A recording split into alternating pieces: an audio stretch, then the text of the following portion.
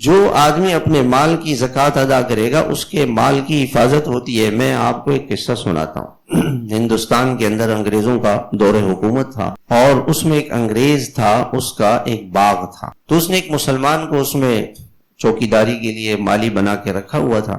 ایک دن وہ مالی دوڑتا ہوا آیا اور اس نے کہا کہ آپ کے باغ میں آگ لگ گئی۔ اس نے کہا نہیں لگی۔ وہ حیران ہو گیا۔ تھوڑی دیر بعد وہ پھر آیا اور اس سے کہا کہ شاید یہ سمجھا نہیں ہے کہ بھی آپ کا جو وہ فلاں والا باغ ہے اس میں آگ لگ گئی۔ اس نے کہا نہیں لگی۔ یہ آدمی آیا تو دیکھا واقعی اصل میں آس پاس باغوں میں جب آگ لگ گئی تو یہ دوڑتا ہوا اپنے اس مالک کے پاس آیا باغ کے کہ بھئی آپ کو بتا دوں کہ آس پاس آگ لگی ہوئی تو آپ کے باغ میں بھی آگ لگ جائے گی۔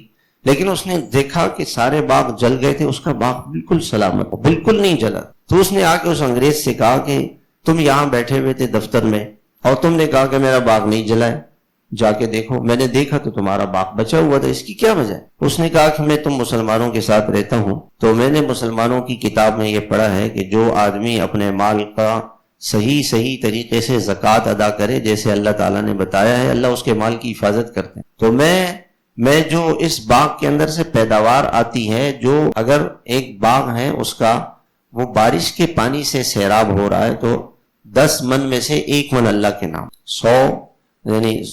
100 میں سے 10 من، 100 منوں میں سے 10 من اللہ کے نام۔ اور اگر کوئی باغ ٹیوب ویل سے چلاتے ہیں پانی، پیٹرول سے، اور وہ پانی خرید کر کے اس کو باغ کو کے پھل آتے ہیں تو 100 منوں میں سے 5 من ہے، وہ کم ہے کیونکہ خرچہ ہو گیا۔ تو کہا کہ میں ایسے ہی جیسے مسلمانوں کے اللہ نے کہا ہے کہ میرے نام پہ صدقہ و خیرات کرو، میں ایسے ہی کرتا ہوں۔ مجھے یقین ہے کہ مسلمانوں کے خدا سچے ہیں اور ان کی بات سچی، اور میرا باغ جو ہے وہ نہیں جلے گا۔ کافر بھی اس زمانے میں ایسے تھے۔